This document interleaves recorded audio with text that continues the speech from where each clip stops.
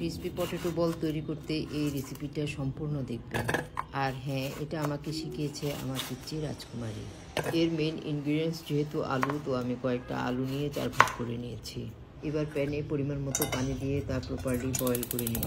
আসলে ওর জন্য আমার প্রায় ফ্রেঞ্চ ফ্রাই তৈরি করতে হয়, তো সেদিন সে আলু দিয়ে এই ডিফারেন্ট স্টাইলের স্ন্যাক্সটা রেডি করে আমাকে অবাক করে দিল, কেননা এটা সত্যিই অনেক ভালো হয়েছিল। আলুটা প্রপারলি বয়েল হয়ে গিয়েছে। এবার আমি স্কিনটা ছাড়িয়ে ম্যাশার দিয়ে খুব ভালোভাবে ম্যাশ করে নেব।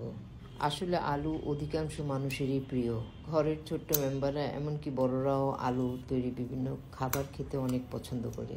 আলুটা খুব ভালোভাবে ম্যাশ করে নিচ্ছি যাতে একটা স্মুথ টেক্সচার আসে। এবার আলু অনুযায়ী আমি 2.5 টেবিল চামচ cornflour, 1/2 teaspoon chilli flakes, 1/2 teaspoon black pepper, কিছু অরিগ্যানো ও পরিমাণ মতো লবণ দিয়ে খুব ভালোভাবে আলুটাকে মাখিয়ে 10 মিনিট রেস্টে রাখবো। এবার হাতে একটু তেল লাগিয়ে ছোট ছোট বল গড়ে নিব। আমি একটু টুইস্ট আনার জন্য আলুর ভিতরে একটু চিজ ভরে দিচ্ছিলাম। আর এটা হয়ে গেল পটেটো চিজ বল। এক ব্যাটারে 2 রকম বানিয়ে ফেললাম।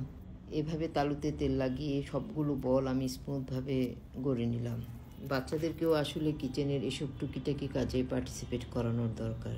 এতে করে কাজের প্রতি আগ্রহ যেমন বাড়বে, তেমনি মায়েদের পরিশ্রমটাকে ভ্যালু দিতে শিখবে।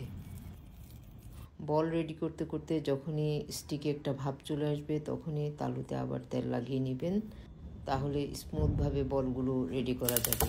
সো আমি প্যানে তেল দিয়ে নিলাম এবং প্রপারলি গরম হয়ে গেলে বলগুলো ছেড়ে দিব।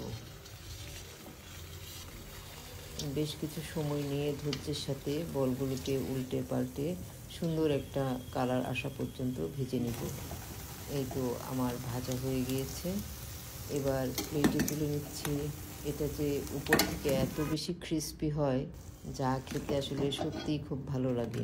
ভিডিওতে কতটুকু আসছে জানি না, এটা যে খুব ক্রিস্পি হয়েছে তাই দেখাচ্ছিলাম। আর যেগুলোতে চিজ দিয়েছিলাম সেগুলো দেখতে অনেক সুন্দর লাগতেছিল, আর টমেটো সস দিয়ে খেতে আরও বেশি ভালো লাগছিল। সো থ্যাঙ্কস রাজকুমারী এত সুন্দর একটা রেসিপি দেওয়ার জন্য।